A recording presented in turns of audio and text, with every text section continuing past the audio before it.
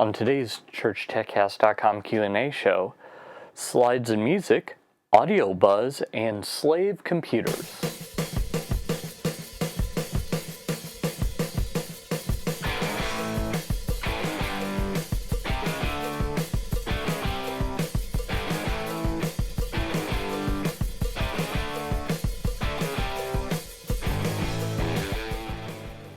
Hi, and welcome again to another episode of the ChurchTechCast.com Q&A show. This is the show where every week I answer your church tech questions.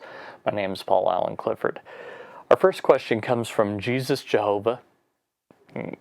Not the Jesus, who is also Jehovah, although that's...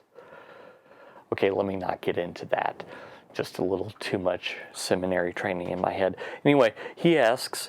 slideshow and Propresenter for funeral and music track. And I think what he means is he wants to create a slideshow in Propresenter that has both images and a music track. So here's what I would do. First off, I would drag all the pictures as foregrounds into a document. I would set up go to next timer, 5 to 10 seconds. You know, if you want it particularly slow, you can go longer. If you want it a little faster, you can go a little shorter. I wouldn't go any shorter than 3 seconds. Probably 5 to 8 is your sweet spot there. You may or may not want to add a cross-dissolve transition to all those, but if you do, do that. Now I would open up the audio bin and I would put in music there. And make sure each of the tracks is set to play the next track. And then I would just start both of those playing and call it a day.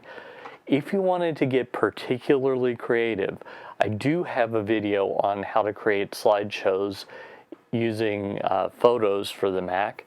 iPhoto also did it if you haven't upgraded from that. And I've got a video on how to do that, I believe. Yeah, I'm pretty sure I do. Too many videos. I've done too many. So anyway, I would check that. That'll give you a little bit better looking slideshow. The family will probably think that you spent hours and hours and hours on it, as opposed to just a simple cross dissolve, which that's up to you. So just decide which is the best and do that. If you do the one from Photos or iPhoto, export it as an MP4, bring it into Propresenter as a foreground video, and you're done. So that's a good way to do that. Pastor Hope sent me an email that said, "Greetings. We've been watching the video on demand on Roku." By the way, I do have a Roku channel, so by all means, look for me. And find you very educational. Thank you. Had a couple of negative comments this week, had me down, but glad to hear that. Maybe you can help with our problem. We've been working on doing live streaming. In our testing, we noticed a major distracting buzz or hum in the audio. What can we do to correct this problem? Okay, first off, we need to find out where the buzz or hum is coming from. There's a few different possibilities. Possibility number one, you've got an unbalanced cable between your sound console and your camera, and it's inducting some radio frequencies that are causing problems. That's possibility number one. Possibility number two, you've got a ground loop.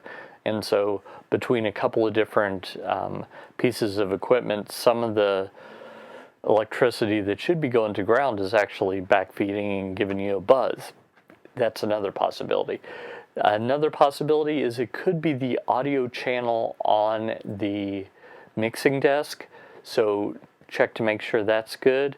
It could also be that you've got a hum or a buzz coming in through one of your wireless microphone systems. I would isolate everything and see if I could track it down with headphones. So basically, you just have a lot of troubleshooting to do. Sorry, I wish, I could say, use this magic thing, but really I can't. There is a there's a piece of equipment that you can get, and I'm blanking on what it's called. I used it at a freelance gig, but it basically, it's a ground isolation transformer. Ground isolation transformer. You could also try one of those and see if that doesn't solve the problem as well. So those are the possibilities that I'd go through.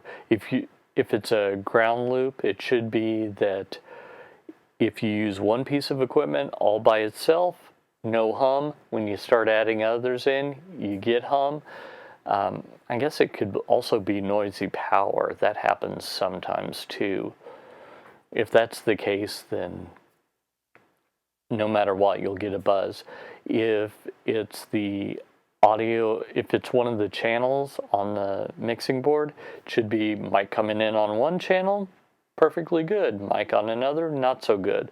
Or if you've got a 1/4-inch jack on the back, normally that's line level, which is roughly approximate to headphone level.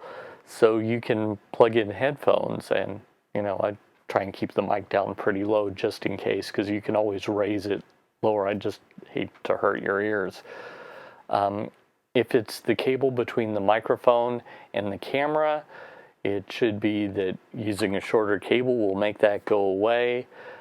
And what's really a problem is if it's multiple things and you get it to be a little better in one situation, but it's still there, and you think, well, that's not it.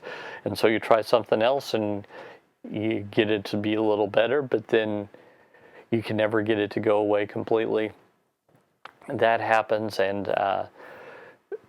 in that case, you've got to address each one of the causes that are combining to form this really bad buzz. So those are the steps that I would take in your situation. Finally, Paul J.E. I'm sorry, Paul, I really messed up your last name, but bear with me. I'm able to get get the display on the projector, but I need an extra display on a different PC so that I can get a capture with vmix when live streaming. No problem. Here's how you do it. You have to have two computers that are running the identical version of Propresenter and have the master-slave module enabled. So basically, the second computer will do whatever the first computer does. You basically copy the presentation file onto the second computer, and then when you change on the first computer, it changes on the second over the network. So it's pretty simple to do, and that should do exactly what you want to do.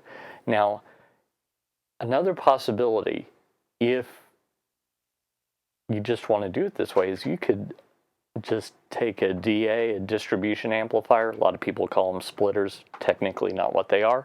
You could take a DA and plug that into the output of your computer, split the signal from your projector before it gets to your projector, and then going to the vmix input. It's 11 o'clock. In that case, that would solve your problem. So that's another alternate way to do it as well. Well, I hope that helped you. I hope that answered one of your church tech questions, and if not, by all means, leave it below the video. Best place to do that is over at my website, trinitydigitalmedia.com, and just pick out a video, leave it there. I'll get it no matter what.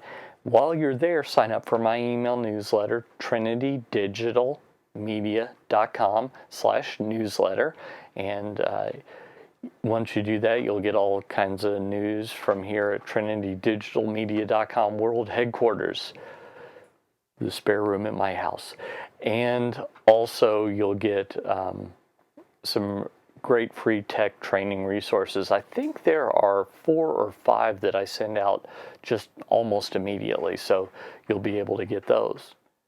Until next time, this is Paul Allen Clifford with trinitydigitalmedia.com. Go out and change eternity.